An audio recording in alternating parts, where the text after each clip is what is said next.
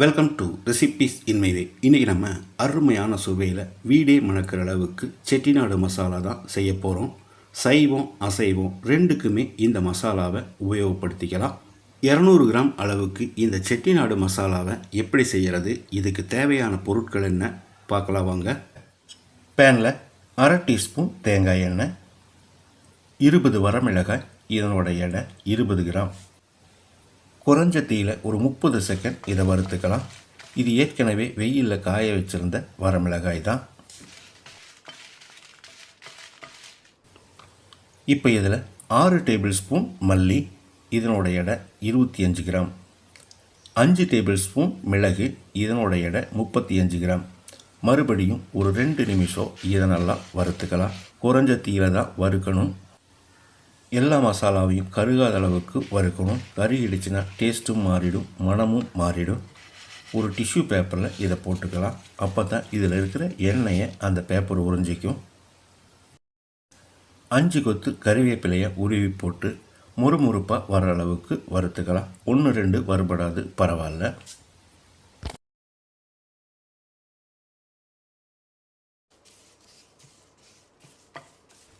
முறுமுறுப்பாக வறுபட்டுருச்சு. இதையும் எடுத்து பிளேட்டில் கொட்டிடலாம். 1/2 கப் அளவுக்கு தேங்காய் பவுடர், இது கடையில் வாங்கினது. இந்த பவுடர் இல்லைன்னா 1/2 கப் துருவின தேங்காயை சேர்த்து ஒரு 2 நிமிஷம் குறைஞ்ச தீயிலேயே வறுத்துக்கலாம். இந்த மாதிரி பொன்னிறமாக வர்ற அளவுக்கு வறுத்துக்கணும். தேங்காயாக இருந்தாலும் சரி, தேங்காய் பவுடராக இருந்தாலும் சரி. இதையும் எடுத்து பிளேட்டில் கொட்டிடலாம். 1/2 இன்ச் நீளத்துக்கு 10 துண்டு பட்டை, இதனோட எடை 10 கிராம். 4 நட்சத்திர சோம்பு, இதனோட எடை 5 கிராம். 5 கிராம் மராட்டி முக்கு, 5 கிராம் கருப்பு ஏலக்காய், 5 கிராம் ஏலக்காய், இது 1 டேபிள் ஸ்பூன் அளவு வரும். ஒரு சின்ன துண்டு ஜாதிக்காய். இது எல்லாத்தையும் குறைஞ்ச தீயிலேயே 1 நிமிஷம் வறுத்துக்கலாம். கருப்பு ஏலக்காய் இல்லைன்னா பச்சை ஏலக்காயை 2 டேபிள் ஸ்பூன் சேர்த்துக்கோங்க.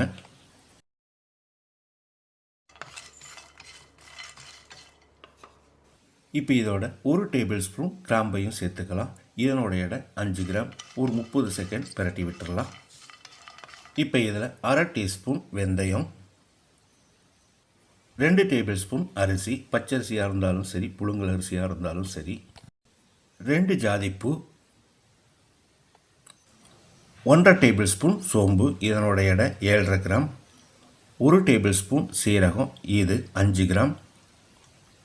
3 டேபிள் ஸ்பூன் அளவுக்கு கல்பாசி, 1 டேபிள் ஸ்பூன் கசகசா, இதனோட எடை 5 கிராம். இது எல்லாத்தையும் மறுபடியும் 1 நிமிஷம் வறுத்துக்கலாம். முதல்லையே இது எல்லாத்தையும் சேர்த்துனா சீக்கிரமாக கருகி போயிடும். கருகாத அளவுக்கு எல்லாத்தையும் வறுத்துட்டோம். இதையும் எடுத்து பிளேட்டில் கொட்டிடலாம். 1 டேபிள் ஸ்பூன் கல்லுப்பு, இதை ஈரப்பதம் போகிற அளவுக்கு வறுக்கணும். கல்லுப்பு சேர்த்து வறுக்கிறதால மசாலாவில் பூச்சி பிடிக்காது, சீக்கிரம் கெடாது.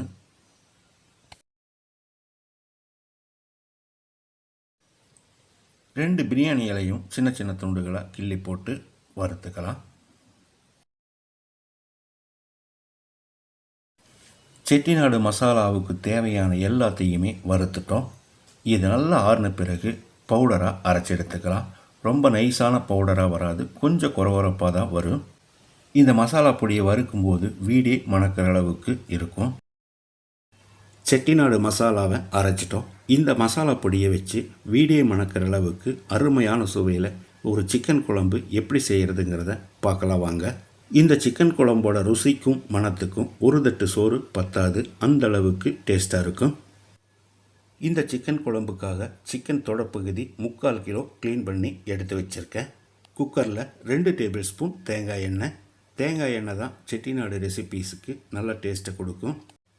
செட்டிநாடு மசாலா பொடி இருக்கிறதால பட்டை, கிராம்பு, ஏலக்காய் எதுவுமே சேர்க்க வேண்டாம். 1 டீஸ்பூன் சோம்பு மட்டும் போதும். 200 கிராம் அளவுக்கு 3 பெரிய வெங்காயம் பொடியாக நறுக்கினது, கொஞ்சமாக கருவேப்பிலை, வெங்காயத்தை செவந்து வர்ற அளவுக்கு வதக்கிடலாம். வெங்காயம் நல்லா வதங்கிருச்சு. 150 கிராம் அளவுக்கு 2 தக்காளியை பொடியாக நறுக்கி வச்சுருக்கேன். இதை போட்டுடலாம். 2 டீஸ்பூன் உப்பு, 1/4 டீஸ்பூன் மஞ்சள் தூளையும் சேர்த்து தக்காளியை நல்லா மசிகிற அளவுக்கு வதக்கிடலாம்.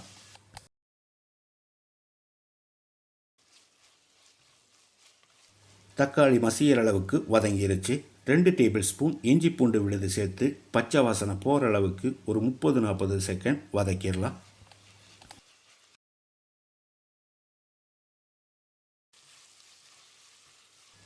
இப்போ இதில் 3 டேபிள் ஸ்பூன் மிளகாய்த்தூள்,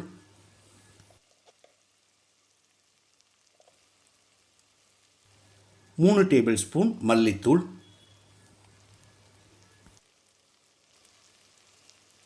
1/2 டேபிள் ஸ்பூன் சீரகத்தூள், ஒரு 10-15 செகண்ட் இதை பிரட்டி விட்டுடலாம்.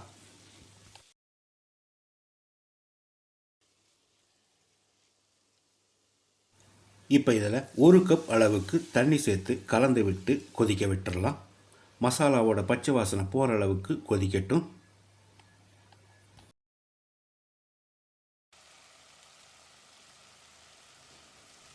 எண்ணெய் தெளிஞ்சு மேலே வர்ற அளவுக்கு கொதித்து வந்துருச்சு. இதை ஒரு தரம் கலந்து விட்டு நம்ம ஏற்கனவே க்ளீன் பண்ணி வச்சுருந்த சிக்கனை சேர்த்துடலாம்.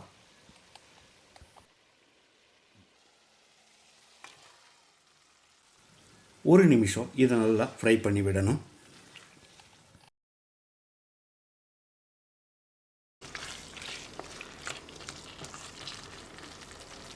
இந்த ஸ்டேஜில் செட்டிநாடு மசாலாவை போட்டுடலாம். நான் 4 டேபிள் ஸ்பூன் செட்டிநாடு மசாலா சேர்க்கிறேன். நீங்கள் தேவைக்கு தகுந்த மாதிரி அல்லது உங்களோட டேஸ்ட்டுக்கு தகுந்த மாதிரி போட்டுக்கோங்க.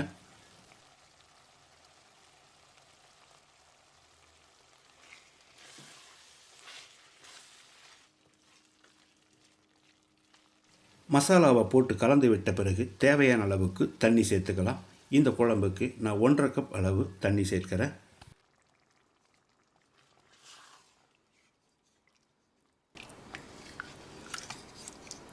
தண்ணி சேர்த்து கலந்து விட்ட பிறகு உப்பு சரி பார்த்து போட்டுக்கலாம்.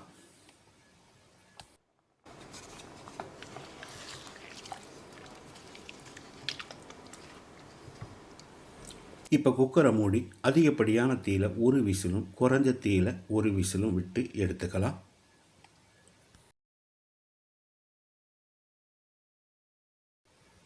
ரெண்டு விசில் வந்து ப்ரெஷர் அடங்கிருச்சு. இப்போ திறந்துடலாம்.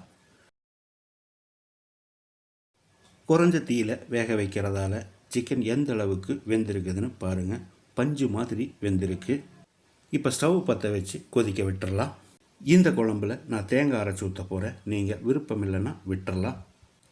மிக்ஸி ஜாரில் 1 கப் துருவின தேங்காய், 1 டீஸ்பூன் கசகசா, 1 டேபிள் ஸ்பூன் முந்திரி, 1/2 கப் அளவு தண்ணி சேர்த்து பேஸ்ட்டாக அரைச்சி எடுத்துக்கலாம்.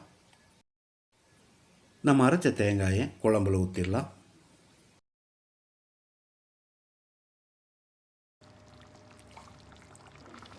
மிக்ஸி ஜார் அலசி 1 கப் அளவுக்கு தண்ணி சேர்த்துக்கலாம். நீங்கள் தேவையான அளவுக்கு சேர்த்துக்கோங்க.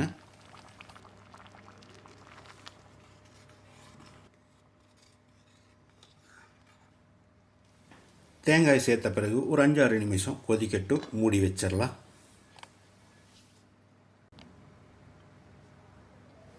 அருமையான சுவையில் மணக்க மணக்க நம்மளோட செட்டிநாடு சிக்கன் குழம்பு ரெடி ஆகிடுச்சு. பொடியாக நறுக்கின மல்லி இலையை தூவி கலந்து விட்டு இறக்கிடலாம். வீடே மணக்கிற அளவுக்கு அருமையான சுவையில் நான் செஞ்சுருக்கிற செட்டிநாடு மசாலாவையும் அந்த செட்டிநாடு மசாலாவில் செஞ்ச இந்த செட்டிநாடு சிக்கன் குழம்பையும் இதே மாதிரி இதே அளவுகளோடு நீங்கள் செய்து பாருங்கள். இந்த வீடியோ பிடிச்சிருந்தா லைக் பண்ணுங்கள், கமெண்ட் பண்ணுங்கள், ஷேர் பண்ணுங்கள். சப்ஸ்கிரைப் பண்ணாதவங்க சப்ஸ்கிரைப் பண்ணுங்கள். மறக்காமல் பெல் பட்டனை கிளிக் பண்ணுங்கள்.